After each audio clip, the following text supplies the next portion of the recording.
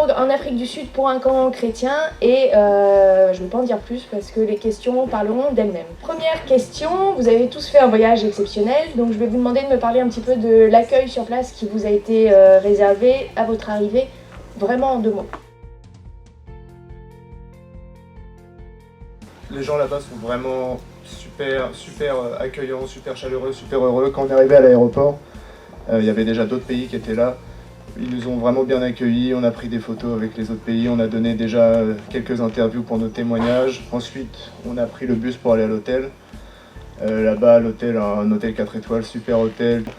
Dans le confort, l'hôtel était magnifique, il y avait une piscine, des palmiers, etc. C'était vraiment super. Il y avait un super accueil dès qu'on est arrivé, on se sentait, enfin c'était vraiment la famille en Christ quoi quand on arrive. C'est comme si on se connaissait depuis toujours. Ils sont super accueillants, super gentils, dans l'amour toujours. Il n'y a pas de jugement, ils nous prennent vraiment comme on est. Et on est super bien accueillis, on est vraiment gâtés. Dès qu'on arrive, on sent vraiment une atmosphère différente. Comme tu as dit en 2 mots, juste magnifique. Vraiment l'accueil était très chaleureux et moi je veux remercier mon pasteur parce que sans lui, on n'aurait jamais été au contact d'un si grand ministère et voilà, merci pasteur. Donc le pays là-bas en lui-même comment c'était et puis l'atmosphère, est-ce que vous avez senti une atmosphère, une ambiance différente d'ici ou pas? Quand on arrive, on sent que l'atmosphère elle est assez différente. Le climat spirituel en fait, on se sent vraiment bien. C'est limite, on sent vraiment plus de la présence de Dieu. On se sent vraiment plus à l'aise pour prier. On n'est pas oppressé. C'est vraiment très favorable, je trouve, à la présence de Dieu, à toutes ces choses quoi, au spirituel. Les autres, vous êtes d'accord? Enfin, pour ma part, je suis d'accord aussi. Mais... Moi j'ai un petit témoignage. Ça n'a rien à voir avec la France, on voit que les gens là-bas sont super ouverts. C'est simplement un climat, quand on va là-bas, on se sent déjà comme si on était chez nous, même si on n'est pas chez nous du tout. Et j'ai eu l'occasion de parler avec des Africains, mais c'est limite eux qui se sont évangélisés eux-mêmes en fait. Ils sont venus en parler, je leur ai dit, ça vous dit... Ils m'ont juste venu, vous êtes de Christian Ambassi, ça, vous êtes de quand on a entendu parler de vous? Et j'ai dit oui. Tu devrais venir à l'église et tout. Donc du coup, le lendemain, je lui dis bon ok, bah viens à l'église demain. Il fait ok, je viendrai. Et le gars, il m'a passé son numéro, il était grave chaud, mais 2 personnes. Mais c'est comme si en fait c'est eux-mêmes qui viennent qui veulent se donner à Dieu, c'est super. On n'a même pas besoin de forcer quoi, c'est eux qui viennent à vous. Je pense que vraiment là-bas le climat est tellement ouvert qu'on peut évangéliser vraiment avec des facilités, c'est vraiment différent et on sent cette différence vraiment. Je rejoins complètement ce qu'il dit parce que là j'y étais aussi pour ma part il y a une quinzaine de jours et c'est vrai que j'ai été entre guillemets choquée mais dans le bon sens. Au niveau des taxis, j'ai pris beaucoup de fois le taxi et quand on parle un peu aux chauffeurs de taxi, est-ce que vous êtes chrétien? Alors soit la réponse souvent c'est oui ou soit quand la réponse est non mais dites-moi en un peu plus. Donc on donne des détails, on dit bon bah voilà il y a une église telle adresse. Ah oui bon bah d'accord, ok demain je viens, il n'y a pas de problème. Essayez de faire ça en France, ça va pas être le même accueil. Ouais, juste il y a la personne qui est venue me parler et je lui dis mais tu sais que Jésus peut faire quelque chose pour toi, Jésus peut te sauver. Elle fait ah oui, j'y crois à 100%. Et elle dit je veux venir. J'étais vraiment étonné parce que les personnes là-bas, ils savent que Jésus peut faire quelque chose dans leur vie. Et moi j'ai trouvé ça quand même émouvant pour les personnes. Et à un moment, juste en fait, on est rentré dans la tente alors qu'il n'y avait encore rien de commencé avec Camille. Et au moment où on rentre, il y a eu l'atmosphère qui a changé et ça s'est posé sur nos épaules et on sentait vraiment cette sorte de tension électrique qui montrait que la présence de Dieu elle était vraiment partout, bien répandue. Et même avec Esther, on fait wow, tu sens ce truc là, ce frisson qui descend. Alors Pasteur Chris n'était même pas encore là, on n'a même pas commencé le camp, donc c'est vrai que l'atmosphère est bien différente quand même. Le matin, on se lève, super tôt quand même, environ la moyenne c'était 6h. Voire des fois 5h, on mange, on a un temps pour manger, je crois que c'est 1h, après on se lave et directement, vraiment on a peu de temps et on va directement prier en fait. On avait une tente et directement on commence à prier, donc beaucoup de prières en langue, vraiment beaucoup de prières en langue, c'est un peu la spécialité du ministère. Et du coup le matin environ, 2h30 environ tous les matins. Après ces 2h30 là, on part, on a une activité. Donc on a fait plusieurs activités. Hein, On parlera des activités juste après. Garde ça pour après. Voilà. Juste décris-nous la journée. On revient vers 15h, 15h30, on mange. Après on a un temps de repos. Et le soir on a des services là, qui duraient 5, 6, des fois 7 heures. Et du coup voilà, mais beaucoup de prières, c'est vraiment quelque chose qui me fait beaucoup de bien, tant spirituellement que physiquement. Donc la journée type, c'est comme je leur avais dit vraiment, et comme je vous avais dit aussi beaucoup, c'est beaucoup de prières. Il ne faut pas avoir peur de la prière parce que clairement dans une journée on y passe beaucoup de temps. Il y a quand même un peu de temps pour donc du loisir dont on va parler là tout de suite, et puis les choses, se laver, manger, il nous laisse quand même le temps de manger, rassurez-vous. Donc du coup par rapport au loisir, pareil brièvement, est-ce que chacun d'entre vous, vous pouvez me parler d'un loisir sur place que vous avez fait qui vous a un peu marqué? Donc du coup, il y en a qui montent sur certains réseaux sociaux et qui ont pu déjà apercevoir certains trucs. Et on a eu l'occasion d'être dans une grande réserve naturelle. Et du coup, on était carrément dans les cages avec les lions, les guépards, les léopards, les tigres blancs. Enfin, c'était quand même des bébés, sinon ils nous auraient... Voilà. Mais quand même, j'ai eu la chance d'être avec des bébés lionceaux, je sais pas, ils devaient avoir 2-3 ans. Et les caresser, ils croquaient le jogging. Enfin, c'était vraiment une expérience à faire, vraiment. On est aussi allé au Nelson Mandela Square, je pense que Square, voilà, c'est ça. Un grand centre commercial en plein milieu de Johannesburg. Et on a eu un moment de shopping. Donc ils nous ont laissé du temps libre pendant une heure, un peu plus, 1h30. On pouvait se promener un peu dans le centre commercial, mais de toute façon le centre commercial est immense. 1h30 dans ce genre de mall, vous avez le temps de faire un bout de branche seulement. C'est ça. Et donc voilà, du temps libre pour un peu visiter les magasins, acheter des souvenirs pour nous, nos familles, nos amis, etc. Et ouais, voilà, ça faisait aussi plaisir de voir qu'ils nous faisaient confiance et qu'ils nous donnaient du temps libre pour aussi, comme j'ai dit, un peu s'amuser, manger, acheter quelque chose. Et faire plaisir. C'est ça. Amener des souvenirs. Sinon, on a fait aussi un parc d'attractions, le Gold Reef City, je crois. On était tous ensemble. On a fait quelques attractions qui étaient vraiment pas mal, quoi. Ça ressemble à peu près à ce qu'on a en France. On les a fait entre nous, on les a fait aussi avec un peu les animateurs. Ils nous ont rejoints et on pouvait vraiment passer du bon moment là-bas. Il y avait beaucoup de monde. C'était vraiment une bonne atmosphère, une bonne ambiance. Bon, déjà, on a fait une balade en bateau. Je pense que franchement, on a tous bien aimé, on a tous bien apprécié. Toutes les personnes du camp, on a pris le bateau. Donc, on a fait peut-être, 30 minutes, 45 minutes, voire 1 heure, je sais plus vraiment. C'était super agréable et beau à regarder. On avait aussi des petites activités justement sur le campus, entre guillemets. On pouvait faire du rodéo, enfin, on a des petits jeux gonflables, tout le monde a bien apprécié. Il y avait aussi des espèces de petits bateaux, je sais pas comment on appelle ça. Ouais, c'est pas trop des kayaks, mais bon. Ouais, j'en ai pas fait parce que je suis pas très ami avec l'eau, mais c'était franchement là. Donc beaucoup d'activités, déjà trouver un camp chrétien où pendant une semaine vous avez le temps de faire tout ça et en plus de trouver des moments de réunion, de prière et tout, je pense que c'est le seul dans le monde qui propose ce genre de choses. Lors du passage du pasteur Chris, il a dû vous parler de différentes choses. Est-ce qu'il y a un message, un passage, quelque chose dont il vous a parlé, que vous avez particulièrement retenu et que vous aimeriez bien nous partager?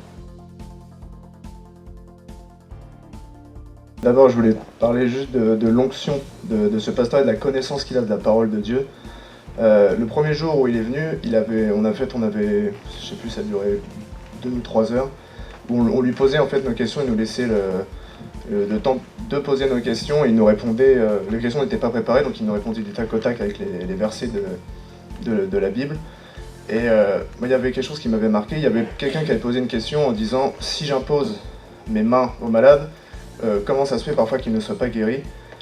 Et tout le camp était quand même là-dessus, ça a totalement changé mon état d'esprit parce qu'en fait si on programme notre esprit, ils disent mind en anglais, je crois qu'en français c'est traduit par intellect ou esprit, mais si on programme notre esprit, si on est persuadé que les malades seront guéris, alors ils seront guéris parce qu'il nous a cité le verset Marc chapitre 16 verset 18 qui dit ils imposeront les mains aux malades et les malades seront guéris.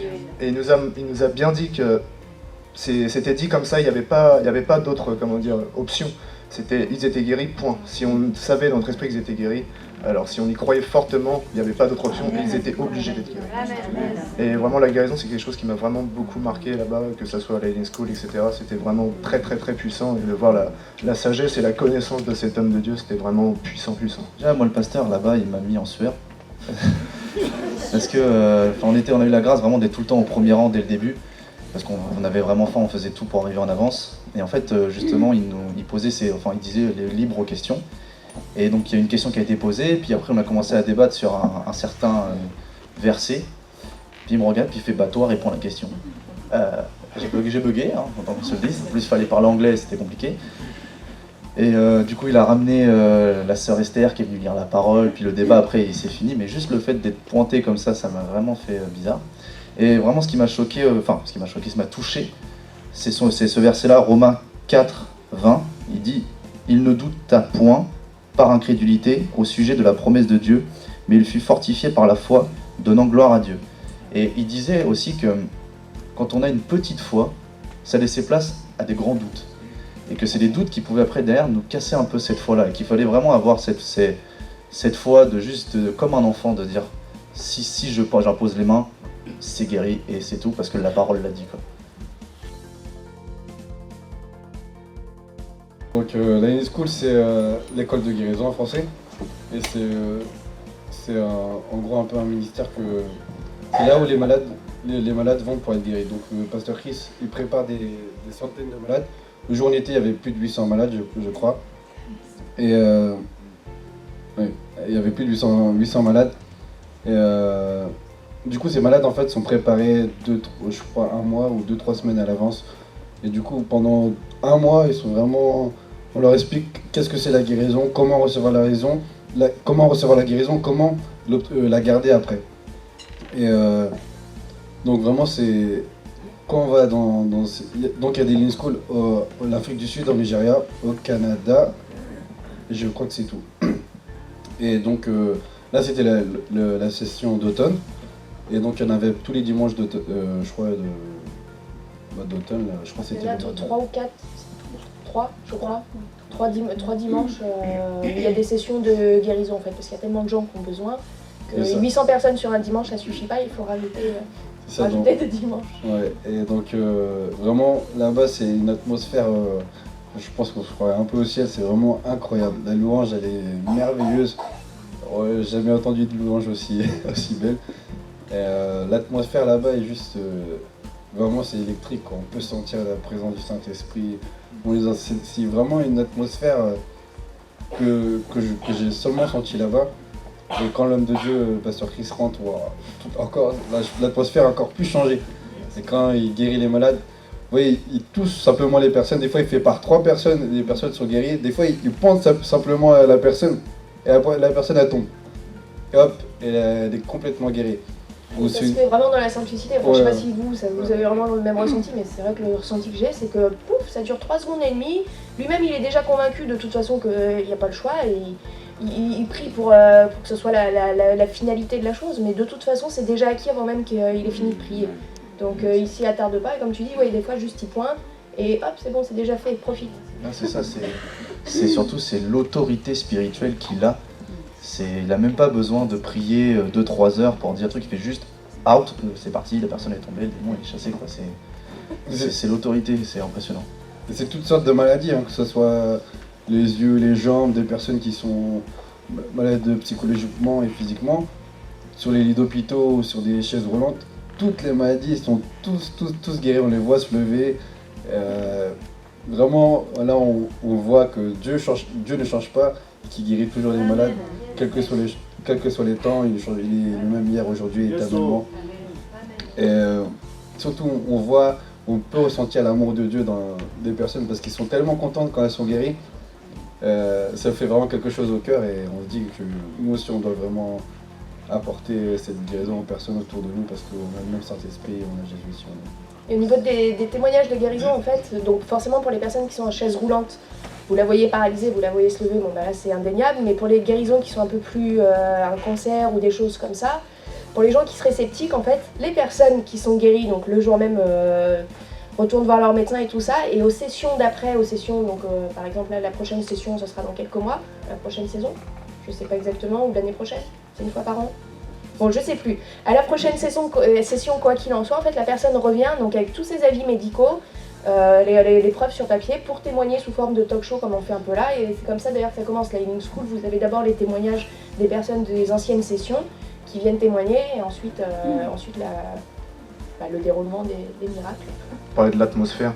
Parce que même avant que Pasteur Chris rentre dans la salle, on sent déjà, comme Mathieu l'a dit, c'est électrique, il y a quelque chose. Mais quand il rentre dans la salle et il commence à prier et juste à guérir les malades, moi j'ai pas pu supporter, j'ai pleuré pendant presque 1 heure sans arrêt. C'est la première fois que j'étais dans cet état-là. De voir l'amour de Dieu qui guérit et qui utilise fortement cet homme de Dieu, c'est vraiment puissant. On voit les gens courir, se réjouir, pleurer de joie. C'était ma question d'après, de me parler de la puissance de l'onction du pasteur. Voilà. Je pense que vous avez déjà commencé à empiéter un peu dessus. Mais vas-y, je te laisse finir du coup par rapport à justement à cette puissance, c'est ça, la puissance et l'autorité qu'il a de juste pointer du doigt une personne et de dire out, donc dehors aux démons et à la maladie, et ça se fait instantanément. C'est très très très très puissant, même de le voir, rien que quand on le voit, on voit qu'il y a quelque chose sur lui, on voit qu'il y a une présence, il y a une autorité, il y a grosse fonction sur lui. Les 3 jours où le pasteur Christ nous a prêché au camp, on était toujours tout devant. Du coup, vraiment, on était au plus proche de lui, quoi. Des fois, on était tous là assis comme ça, et peut-être qu'il passait, j'avais mes jambes comme ça, et je devais retirer mes jambes pour qu'il passe, quoi. Donc vraiment, on était à côté, et on pouvait vraiment sentir l'onction, mais même en fait, il porte une autorité sur lui. On peut vraiment sentir la puissance de Dieu. Quand il rend des ministères, quand il allait imposer les mains aussi aux malades, on est juste à côté, et on sent, on commence déjà à avoir des tremblements. On ne sait même pas pourquoi on tremble, mais il porte cette onction sur lui, et c'est vraiment quelque chose de... En fait, c'est quelque chose à vivre. C'est dur à expliquer. C'est vraiment une onction. On peut sentir qu'il dégage tout, l'amour, la puissance, la paix, la compassion. Il dégage vraiment beaucoup de choses juste en sa personne, quoi. Et vraiment, c'est vraiment un grand homme de Dieu. J'ai un petit témoignage aussi. Le dernier soir, par exemple, il est resté à prêcher, il restait beaucoup devant nous. Et je me rappelle, Emeric aussi, ça lui arrivait, on avait de l'huile qui coulait au bout des doigts. J'avais des gouttes carrément, j'avais du mal à tenir mon stylo. C'était tout gras, quoi, et juste d'être à proximité de son onction, quoi, il y avait déjà des manifestations et des choses comme ça. Il y a eu de l'huile qui s'est vraiment manifestée, aussi de la poudre d'or, et moi c'est vraiment arrivé sur le moment où il prêchait, puis il donnait des exemples, puis d'un seul coup il s'avance vers moi, il me regarde dans les yeux, il me touche l'épaule, il fait « Tu es le temple du Saint-Esprit ?» Là j'ai fait « Oh, je commençais vraiment à partir, j'ai dû faire une petite pause parce que j'étais en train de prendre des notes. » Non, son onction, elle est vraiment hors norme, quand même. Gloire à Dieu, j'ai reçu ma guérison. Alors en fait, je suis né avec des problèmes graves d'asthme, donc je suis asthmatique avec, j'étais maintenant asthmatique avec un traitement de fond, donc tous les soirs des médicaments, même des seringues à m'implanter en cas d'œdème apparent, etc.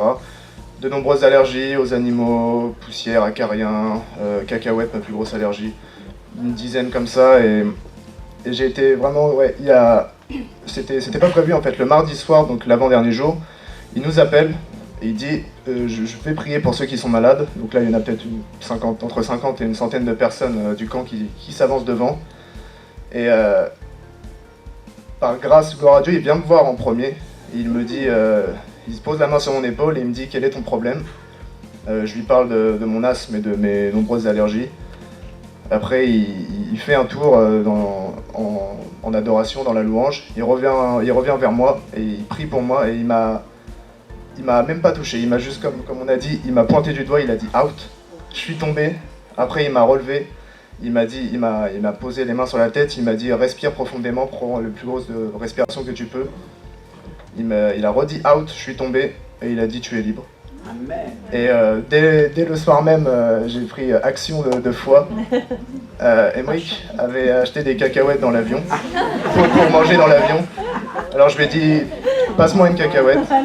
J'ai mangé la cacahuète et rien ne s'est passé.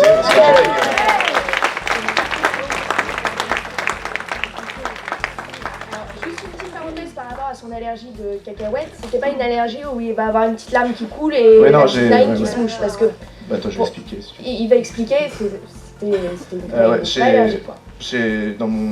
À mon degré où j'étais, c'était une maladie en fait, c'était une allergie mortelle.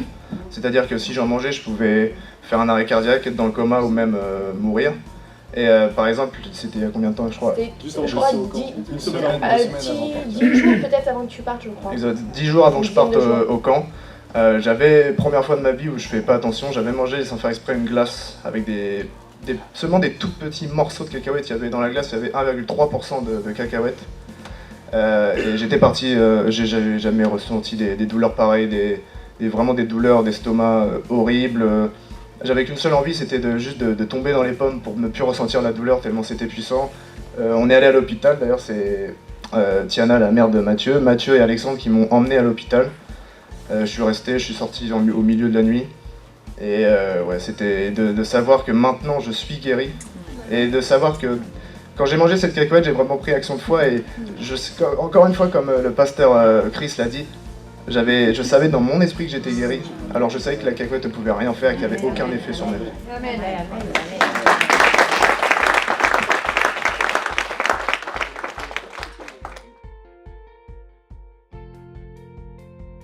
Dans l'onction du pasteur, il y a un moment en fait où chacun venait déposer ses offrandes au pasteur, et le pasteur priait, puis à un moment il y a tout le monde qui arrivait, donc du coup il a dit posez-les devant et mettez-vous à genoux. Donc on s'est tous mis à genoux, par toi parce que toi t'étais dans un autre état. Et juste en fait de se mettre à genoux et qui prie pour nous en fait, à un moment il a juste crié glory, donc la gloire, et il l'a crié tellement fort que tout le monde après a commencé à s'activer. Et moi j'étais resté à genoux, il s'est descendu sur moi, je suis parti en extase totale, à trembler, à pleurer, même en revenu. J'étais vraiment aussi dans un état second, et surtout que ça a duré pendant, je sais pas, une dizaine de minutes, et du coup même tout le monde après avait ramené ses chaises, tout le monde était en train de s'asseoir, le pasteur a commencé à parler, moi j'étais encore sur le côté en train de trembler au sol. Et d'ailleurs Alexis avait voulu venir me toucher, et puis il lui a dit surtout, ne le touche pas. Et ça a vraiment changé un truc, c'est je sens ce feu en fait qui brûle, même le fait de parler tout le temps en langue, la manière dont on parle en langue, ça s'est développé, ça crée un feu, ça crée une communion encore plus puissante, c'est tout ce qu'on reçoit. Enfin après les mains elles brûlent, les pieds ils brûlent aussi, il y a un feu même pour l'évangile, ça s'est vraiment développé pour l'église, pour la France. Je pense qu'il y a un truc à faire. Franchement, je sais qu'on a reçu beaucoup de choses, même ceux qui prient pour nous, je pense qu'on avait déjà reçu toutes les choses qu'on était venu chercher. Mais deux choses qui m'ont beaucoup marqué, le premier soir, le deuxième soir quand il a prié pour les malades, donc avec Camille et moi, quand on s'est avancé, il a dit, il nous avait déjà préparé, il a dit ceux que je vais toucher, à qui je vais imposer les mains, ils vont recevoir non seulement la guérison, mais sachez que quand la guérison entre vous, vous recevez les dons de guérison. Donc, dans mon esprit, moi je sais on a eu la grâce parce il n'a pas imposé les mains à beaucoup de personnes en plus. Sur à peu près les 100 personnes qui étaient devant, à nous trois, il nous a imposé les mains. Et je sais que moi j'ai reçu. Quand il a dit, quand il parlait, c'est comme si c'est Dieu qui parlait. Donc je sais que moi, personnellement, avec les gars, on a reçu les dons de guérison. Je sais qu'on a reçu d'autres dons. Je pense qu'on a été plus ouverts aussi au Saint-Esprit, à l'écoute du Saint-Esprit. Moi, je vois même maintenant depuis ces soirs-là que avec le Saint-Esprit, ça a changé, ma relation a changé et j'arrive plus en fait à écouter sa voix. Et ça a vraiment changé. Et aussi le soir où Émeric parlait, au soir il disait, on s'était agenouillé, on a donné nos offrandes. Et le pasteur il a dit, tout ce que vous demandez, sachez que Dieu va faire, Dieu va vous donner. Moi j'ai demandé beaucoup de choses. J'ai prié pour vous, ceux qui m'ont demandé, toutes les personnes qui m'ont demandé, j'ai prié pour vous. À ce moment-là, j'ai dit, Seigneur, le réveil en France. Donc moi, je sais que le Seigneur, le réveil va arriver, toutes les personnes à qui je veux parler de l'évangile, je sais qu'ils vont se convertir. Il y a beaucoup de choses qu'on a reçues et la France va changer parce qu'on est avec une onction nouvelle. Amen. Par rapport même au-delà de ma guérison, que ce soit dans le climat spirituel, j'ai l'impression que toute ma vie a changé en fait depuis le camp. En une semaine, j'ai l'impression que j'ai gravi des étapes très rapidement et tout a changé. Le feu un nouveau feu pour la parole, un nouveau feu pour la prière, un nouveau feu pour la présence du Saint-Esprit, un nouveau feu pour, justement, comme Mathieu disait, pour imposer les mains aux malades, vraiment un nouveau feu pour l'Évangile et pour la France. On voulait vraiment ramener ce feu et impacter notre génération, impacter la France. J'ai pas énormément de choses à rajouter, je confirme, on a vraiment reçu vraiment tout ce qu'il faut pour être un vrai disciple de Jésus. Amen. Merci. Je crois que pour conclure, de toute façon, c'est la réaction et la phrase vraiment que tout le monde dit, que tous les gens qui reviennent du camp disent, c'est « je comprends pas vraiment, j'ai un peu du mal à expliquer, mais en une semaine, genre, je sais que j'ai changé plein de choses et que dans ma tête, j'ai compris plein de trucs en plus. » Et que c'est ce qui revient à chaque fois, parce que du coup, on est 4, 5 avec moi, 6 avec Alexandre à être parti, 7 avec Myriam, 8 avec Esther, 9 avec Louis. Donc on est déjà 9 à être partis maintenant au camp. Et je pense qu'on a tous la même vision par rapport à ça. Ce qui a vraiment marqué, c'est un feu surtout pour la parole. Il nous a beaucoup parlé de la sagesse, et que la sagesse, en fait, c'est là qu'on peut faire face à toutes les situations de la vie. Et comment on obtient cette sagesse, c'est en lisant la parole, en connaissant la parole. Parce que lorsqu'il y a des mauvaises situations qui arrivent à nous, comment on peut faire face? C'est simplement en déclarant la parole et en sachant ce que la Bible dit. C'est vraiment ça principalement qui m'a marqué. Et je pense que principalement c'est surtout pour la Bible, un amour pour la Bible.